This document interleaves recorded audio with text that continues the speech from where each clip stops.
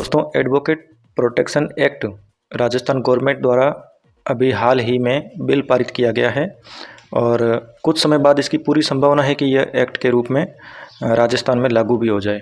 यहाँ पर हम इस बात को लेकर के कोई बहस नहीं करेंगे कि राजस्थान सरकार के ऊपर क्या दबाव था या कैसे ये सब हुआ, लेकिन हमें ये सब सोचना चाहिए कि अधिवक्ताओं को कितना फ़ायदा या कितना नुकसान इससे हो सकता है। क्या इसका दुरुपयोग भी अधिवक्ताओं द्वारा किया जा सकता है? यदि ऐसा है तो पीड़ित जनता को क्या भविष्य मिला? क्या आपको ऐसा लगता है कि ये जितने भी एक्ट पास हो रहे हैं, चाहे वो केंद्र सरकार द्वारा हो या फिर राजस्थान सरकार द्वारा हो या पंजाब सरकार द्वारा हो, किसी भी राज्य सरकार द्वारा हो, ये सब किसी आंदोलन के वजह से ही हो रहे हैं? और इन सब हालातों में उनका क्या होगा जो पीड़ित जनता है, जो आंदोलन नहीं कर सकती, जो संगठित नहीं है? क्या उनके लिए या उनकी सुरक्षा के लिए कभी कोई एक्ट नहीं बनेगा? यदि आप एक नज़र से देखेंगे तो इस देश में डॉक्टर और वकील एक कम्युनिटी है जो किसी धर्म या विचारधारा या समाज के हिसाब से नहीं है, बल्कि अपने प्रोफेशन के हिसाब से ये जुड़े हुए हैं। यदि डॉक्टर और एडवोकेट्स को हम मानते हैं कि इनकी कोई संस्था है जो इनको कंट्रोल करती है या इनके नियम कानून लागू करती है, तो फिर क्या पीड़ित जनता के लिए जो कोर्ट में धक्के खा रही है, उनके लिए कोर्ट एक संस्था नहीं है? क्या वो अपने आप से कोई भी ऐसा निर्णय पारित नहीं कर सकते? इस बिल के अनुसार ज़्यादा से ज़्यादा जो जेल की सज़ा का प्रावधान है वो 7 साल है और 50,000 रुपये का जुर्माना हो सकता है। लेकिन यदि किसी भी प्रकार से मारपीट, धक्का मुक्की, इस तरीके का कोई भी यदि एडवोकेट के साथ घटना होती है तो उसमें 2 साल का जेल और 25,000 रुपये के जुर्माने का प्रावधान है।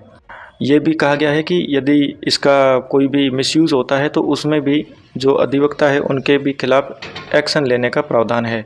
दोस्तों, ये अभी बिल लागू हो जाएगा तो इसके बाद इसके जो परिणाम है वो सामने आएंगे धीरे धीरे करके, और इस एक्ट के जितने भी प्रावधान है उसको कॉग्निजेबल रखा गया है, यानी संज्ञेय रखा गया है, और कंपाउंडेबल यानी आप समझौता भी कर सकते हो। दोनों पक्ष यदि सहमत हो तो ये समझौते से ख़त्म भी हो सकता है। कॉग्निजेबल का मतलब होता है कि पुलिस द्वारा सीधा संज्ञान लिया जा सकता है।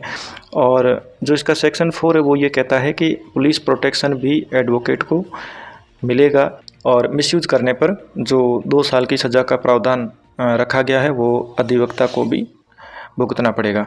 हमारे कुछ सवाल है जो बार काउंसिल ऑफ इंडिया से है। हमारे सवाल न्याय तंत्र से भी है। वो यह है कि एक अधिवक्ता को अपने क्लाइंट के प्रति जवाबदेह होना चाहिए।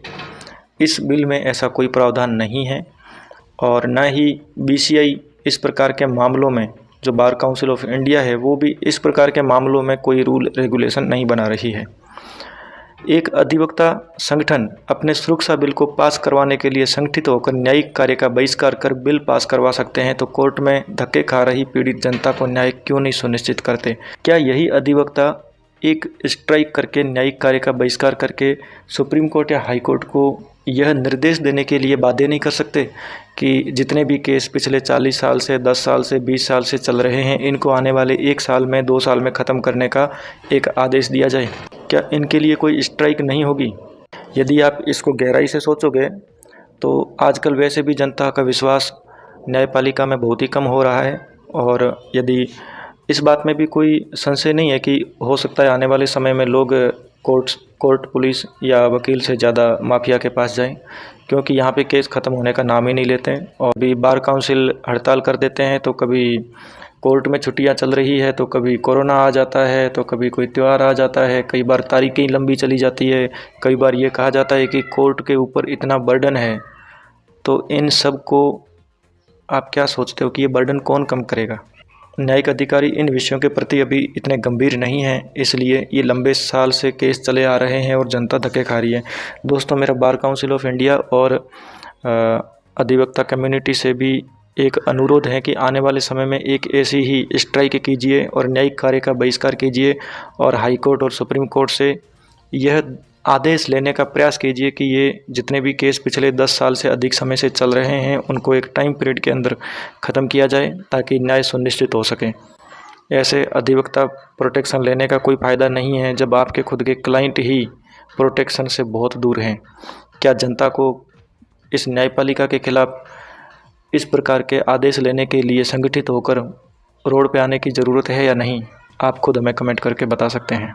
हमें ये लगता है कि शायद जनता को ही अब रोड पे आना पड़ेगा, क्योंकि यहाँ बिना आंदोलन किए कुछ भी मिल नहीं रहा है।